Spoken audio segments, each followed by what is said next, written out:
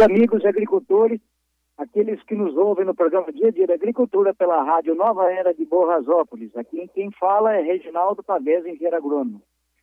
As notícias que temos para a semana, inclusive a semana passada, seria a grande novidade que a Dilma exigiu aí, o emplacamento de máquinas e tratores fabricados a partir do dia 1º de julho.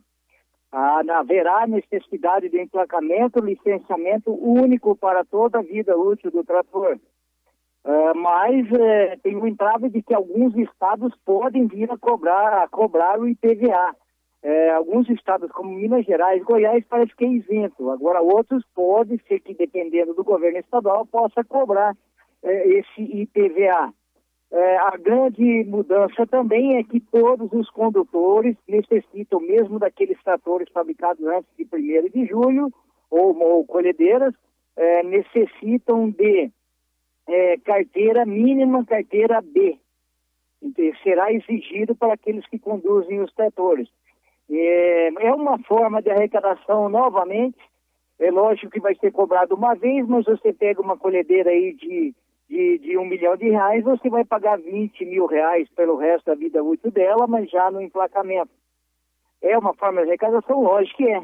É mais uma medida impopular, é mais uma medida de arrecadatória impopular que nós estamos vivenciando novamente com esse governo que recolhe, é muito competente no seu recolhimento e incompetente no fornecimento das necessidades da população, desde saúde, educação, estradas, locomoção, e tudo é uma festa, tudo é uma Copa das Copas ridículas, que nós não precisamos passar por isso, que precisamos ter saúde, educação e estradas, logística e educação principalmente. Está essa medida provisória, estão tentando derrubar essa medida provisória do governo, ainda está nessa luta, mas como temos lá os representantes, ditos representantes do povo, que estão do lado desse governo, acredito eu que infelizmente isso não deve se retornar. Haverá fiscalização para isso? Em alguns locais dificilmente haverá. Isso só para aqueles veículos, tratores ou colhedeiras que se locomoverem em vias públicas, sendo carreadores de estradas municipais públicas e não dentro da propriedade. Mas mesmo assim, a partir de 1º de julho, fabricado a partir de 1º de julho, haverá necessidade sim do emplacamento. Infelizmente, essa é mais uma condição que vamos vivenciar o produtor rural de agora para frente. Então, lógico, estão tirando dinheiro de quem tem e não de quem não tem. Por falar em dinheiro de quem tem, ainda vimos aí com o passar dos anos, mesmo agora com uma boa remuneração do produtor rural, ainda, no geral, alguma inadimplência em torno de 15% de alguns produtores que deixam ainda alguma conta de um ano para o outro em renegociações, de 15% a 20%. Então, significa que nem todos estão capitalizados, estão com dívidas com dívidas de valores atrasados, no aperto monetário. E principalmente porque a tendência no futuro é termos custos cada vez mais elevados e uma margem cada vez diminuta em relação ao plantio, à margem da atividade agropecuária futura. Então, o produtor coloque tudo na ponta do lápis, veja o que precisa, o que não precisa ser feito ou comprado. Vimos aí o lançamento de plano agrícola de verão, que há um chamariz entre descontos, isso, o preço está um pouco menor que o ano passado, tá. Mas também não precisa se atirar a comprar, o dólar, a tendência não é explodir, o preço dos insumos não deve subir muito, alguma coisa mais pesada, tipo semente, adubo, você pode comercializar, mas o restante não vejo assim necessidade para que se compre e feche. Afinal de contas, temos visto nos 2 últimos anos, e os produtos que foram deixados para depois, para ser comprado como fungicidas, herbicidas, inseticidas, tem que adquirir até de condições até um pouco mais baratas, vai subir os custos de energia, da produção, principalmente das indústrias, subiu sim. Mas não podemos acreditar que há um aumento substancial disso em função do próprio aperto com relação ao preço de venda da produção. Eu acredito que deve se ficar um patamar mais ou menos equilibrado não deve subir tanto, porque bem negociado lá na frente você consegue fazer uma compra boa. Mas, lógico, eu acabei de falar, o mais pesado entre adubo e semente pode até ser negociado e comercializado com preços até menores do ano passado. Existem algumas empresas ainda fornecendo esse tipo de condição de venda para a safra de verão próxima 2014-2015. O Banco do Brasil fez seu custeio antecipado no banco, está fazendo em função de que, mesmo com o lançamento da safra verão nova agora pelo governo federal, Plano Safra, do Plano Velho sobrou 11 bilhões de reais que estão sendo usados agora com juros equalizados pelo Banco do Brasil, nessa sobra de recursos direcionados ao produtor, sobra da safra anterior, de 11 bilhões de reais. E tem agora a próxima, o Plano Safra aí, com 150 bilhões, 156 bilhões de reais, onde se sobrou desse ano passado, deve sobrar desse também. Então não adianta fazer política com lançamento de plano. O que precisa é o produtor ter acesso a esse dinheiro. Pois se sobrou 11 bilhões no ano passado com recursos menores, este ano deve sobrar mais ainda. Vimos aí aumento de taxa de juros, elevação principalmente de investimentos de 4,5% até 6% ao ano. Significa que o aperto das contas do governo, o descontrole, onde ele tenta tirar e ganhar em cima do setor produtivo, e vem dando dinheiro com aumento de juros para arrecadar um pouco mais para sanear suas contas. Significa o quê? O aumento de juros é que a conta do governo não bate, ele está gastando mais do que arrecada, então ele precisa arrecadar um pouco mais. Gasta por incompetência, por falta de capacidade e desgoverno. Vimos aí, na verdade, um desgoverno, uma falta de liderança, uma falta de poder, onde tudo é bonito, a natureza é bonita, o índio é bonito, a Copa é bonita, só que o governo não está bonito. As contas não estão bonitas. O reflexo disso já é o aumento de preços que estamos vivenciando nos supermercados, dos alimentos, da conta de luz, da mão de obra, das taxas da contratação de mão de obra. Isso significa que até o fim do ano devemos ter mais um repique. O preço do diesel, a Petrobras, na situação que o repasse ainda para esse setor de combustíveis ainda necessita uma correção até o fim do ano em valores que foram ditos até 40% de aumento, já teve alguns aumentos agora, era 40%, mas ainda deve ter ainda mais um repique bom com relação a isso. Então o produtor fique atento, na ponta do lápis, os seus custos, as suas condições para produzir para a próxima safra, inclusive essa safra de trigo. Bom, falando em culturas, o milho safrinha vai bem, excelente, uma safra boa, a média de perspectiva é 100 sacos por hectare, que daria 240, 250 de média por alqueire, significando aí um excedente de produção maravilhoso em termos de Brasil, só que refletindo negativamente esta semana em torno dos preços de venda do milho. Caiu bastante, tivemos há pouco tempo aí R$24, hoje está em torno de 20, 50, R$20. Aqueles que têm milho e pretendem não vender ele a R$17, a curto prazo, com a entrada da safrinha, teria que fazer sua venda agora. O trigo também agora. Então, trigo e milho o momento de venda. Cuide agora da sua lavoura, condição da sua lavoura, principalmente do safrinha, mais os estoques da quem tem trigo e milho. Da safra de verão remanescente, a ideia seria fazer essa venda, pois uma aplicação financeira você recupera essa perda que houve com a baixa aí de 24 para R$21 a saca nesse momento, de 20, 50 a R$21.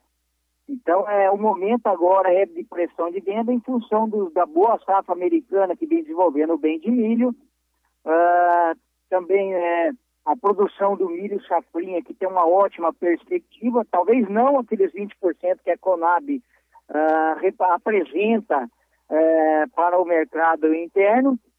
As exportações estão bloqueadas em função dos berços estar sendo usados para exportações de soja do Brasil. Então não há como exportar em um patamar de preço bom para a exportação do milho brasileiro. do safrinha seria um patamar de preço nivelado em torno de 17, 18 reais para poder ser exportado. Então, significa que no mercado próximo interno devemos ter aí uma correção de preços devido a uma forte oferta do produto com a colheita do milho safrinha já para os próximos 30 dias. Sabemos que já tem colheita, mas a pressão forte vai ser a partir dos próximos 30 dias. Uma queda de preço vertiginosa, aonde reflete-se aí já na venda da semente de milho para o verão. Uma queda grande aí, em torno de quase 80% nas vendas da semente de milho para a safra de verão, o que significa uma redução drástica de área em função das empresas de indústrias brasileiras, em vez de escalonar suas compras, agora estão paradas esperando a vinda do milho safrinha para pagar mais barato pelo produto. O que significa um desestímulo para o plantio da safra de verão. Quer dizer, a indústria brasileira não aprende. Ela está forçando a baixar o preço agora, mas no verão ela vai ter que desembolsar de novo o que está desembolsando nos últimos anos. É lógico que a próxima safra de verão ainda vai ser daqui quase um ano. Mas em aspectos de mercado físico local, agora e imediato, a forte pressão de oferta de milho, onde a queda de preço estamos sentindo aí a nível de lousa. É uma boa oportunidade para aqueles que têm estoque e vendam, e o trigo também não há perspectiva mais de que haja um aumento nos próximos dias. As geadas que estavam previstas não aconteceram, a próxima prevista está direcionada a meados de julho. Até lá, o milho safrinha já escapou, já está salvo, consolidada a sua capacidade de produção. Então, o milho safrinha vindo bem, pressionando o mercado, a forte oferta que está acontecendo no mercado está tendenciando a queda dos preços do mesmo. Com relação ao trigo, desenvolvimento do trigo, sabemos que já faz mais de 15 dias que já apareceu a ferrugem no trigo, principalmente aqueles materiais suscetíveis como Codetex 104, CD 104, com folhas mais maduras, já na fase pré-emborrachamento, já tem com a condição de clima, umidade e calor, já o aparecimento das primeiras pústulas há mais de 15 dias, onde o produtor tende aí a utilizar mistura de triazóis com produtos de spirulina para que se utilize e comece já a controlar esses focos, porque vemos aí umidade e clima que hoje temos aí vivenciando aí em torno de 20 graus, com umidade. É lógico que hoje está com vento, mas onde tinha orvalho há poucos dias, isso é propício à condição de desenvolvimento da doença. E com isso, a propagação do esporo pode estar no ar e poderá espalhar para outros materiais. É lógico que temos mais suscetíveis e temos mais resistentes. Mas o start de aplicação preventiva da ferrugem do trigo já foi dado. O produtor acompanha a sua lavoura, pega o seu engenheiro agrônomo, vá direto e faça o monitoramento da lavoura. E a partir do aparecimento das primeiras pústulas, as aplicações fúngicas. O trigo vem desenvolvendo bem, o clima está bom. Foram feitos os tratos fitossanitários necessários, também nutricionais, lembrando que a aplicação de foliares à base de nitrogênio e também nitrogênio granulado seria a condição ótima para a produção do trigo, uma boa produção do trigo. A tendência de que, se não ocorrer essa geada prevista em dia 15 de julho, vamos ter sim uma boa safra com a produção quase que o dobro do ano passado, chegando a mais de 7 milhões de toneladas. O que significa que, assim que se colher o trigo, há necessidade de venda do mesmo. Não aguarde, porque se não acontecer nada nas lavouras do Rio Grande do Sul, a inundação do trigo gaúcho no mercado fará com que o preço saia até de lousa. Então, aqueles que vão colher agora o mais cedo e tiver preço, tiver acima de R$30, R$35 o seu preço, com uma margem aí de pelo menos 15% a 20% de ganho, o produtor não adianta esperar, porque o trigo gaúcho vem forte vem desenvolvendo bem e com uma boa perspectiva de produção, quase dobrando em relação ao ano passado.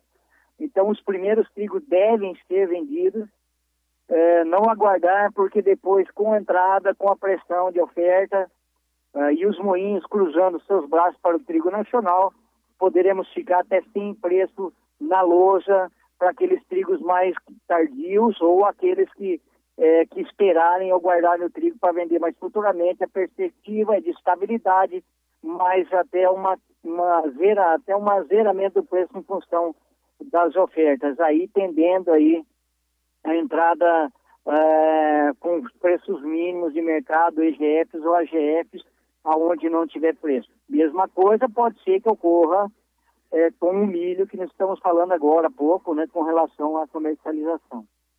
A soja vem muito bem, a forte falta do produto, uma ótima procura, estoques baixos, o Brasil mandando para os Estados Unidos cargas de exportação que não acontecia há mais de 10 anos, o que significa aí os Estados Unidos entrando quanto um quarto maior importador do produto do Brasil, em função de que eles estão precisando esmagar e fornecer o farelo no mercado interno, pois os contratos deles que eram para ser vendidos até novembro estão sendo praticamente batendo agora em junho. Tudo que eles previram para se exportar lá na frente está sendo exportado praticamente agora. Então a perspectiva é boa. Aquele que tiver milho ou tiver trigo, venda ele agora e segure soja. Soja é a sua moeda, é a moeda de troca, de boa correlação no mercado futuro. Então, se for investir, produtor, se for para segurar, segure a soja. Com relação aos custeios, falamos agora que os custeios antecipados já estão sendo soltos. Do trigo já também uma boa parte já foi solta. Faça seus acompanhamentos, coloque tudo na ponta do lápis e veja qual é a melhor perspectiva para gastos, para não extrapolar seus gastos e trazer a lavoura nas boas condições de margem econômica. Sabemos que o trigo pouca gente gosta de investir por causa do seu risco, mas se não tivermos risco, produtor, temos condições de trigo produzindo até 200 sacos por alqueire, e vem aí trazer também uma boa remuneração. Com relação a investimentos, e falamos aí sobre o aumento de até 6% para demais produtores, com esse novo plano político, que foi mais um plano político de desincentivo à produção, porque quando se aumenta um setor que está dando dinheiro, se aumenta o juro, é uma condição de não incentivo, ou de tirar a remuneração do produtor, o que o custo é muito grande, mas estão aí os investimentos em máquinas e implementos ainda com juro velho para o final do fechamento do plano agrícola de dia 30 de junho. A partir de 1º de julho, as contratações vão ser com novo juro. Então, aqueles que ainda quiserem, numa condição de capacidade de pagamento, não vá comprar máquina só porque vai aumentar o juro. De repente, numa boa negociação lá na frente, um desconto numa máquina, você ganha esse juro que você ia pagar ao longo dos 10 anos, que aumentou entre 1,5% até 2,5%, você numa compra aí da máquina, você tem que negociar nesses valores de preço. Não compre sem capacidade de pagamento, só porque vai aumentar os juros. Veja se você tem condição de compra e adquira esses bens. E, na verdade, nós estamos vendo aí que tem muitos projetos de investimento, como silos, colhedeira, trator, caminhões, estão parados no banco. O BNDES está esbarrando em algumas condições, ele está bloqueando. Porque parece que para o BNDES é melhor ele financiar o porto no Uruguai, que vai concorrer com os portos do Rio Grande e Paranaguá, e no Porto de Mariel para exportar containers, que existem muitas cargas duvidosas que saem lá daquele porto para a Coreia do Norte com produtos ilícitos que não deviam ser comercializados para aquele país.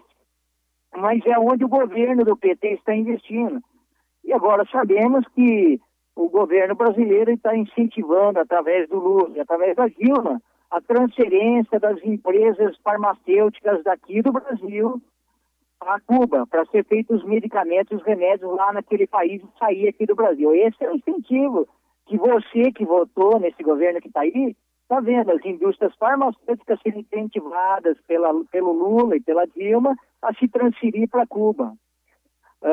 E também já vimos aí, e falamos em programas anteriores, que o governo paraguaio está cobrando 1% ao ano para as empresas que se instalarem naquele país. Primeira condição, cidade industrial de Curitiba, a indústria híbrida de usinagem, onde eu conheço essa empresa, onde eu tive amigos e parentes trabalhando nela, uma empresa muito forte e conhecida no Brasil, e está se transferindo para o Paraguai nessa condição, depois revender ao Brasil os produtos. Quer dizer, transferência de investimento e mão de obra, e é perigoso até o BNDES financiar essa indústria para eles lá no Paraguai. A Volvo Motores tinha um projeto de fabricar esses motores no país, está transferindo essa indústria para a Carolina do Norte, onde fica mais viável produzir lá, devido aos altos custos de mão de obra, energia, transporte, logística e impostos que esse governo está colocando, está se transferindo a fábrica de motores que era para ser produzida aqui, para gerar emprego lá nos Estados Unidos. Também gerar emprego ali no Paraguai. Estamos vendo também a Bosch, que estava localizada na cidade industrial de Curitiba, também transferindo-se para a Índia, porque a mão de obra, impostos, incentivo, muito, muito melhor.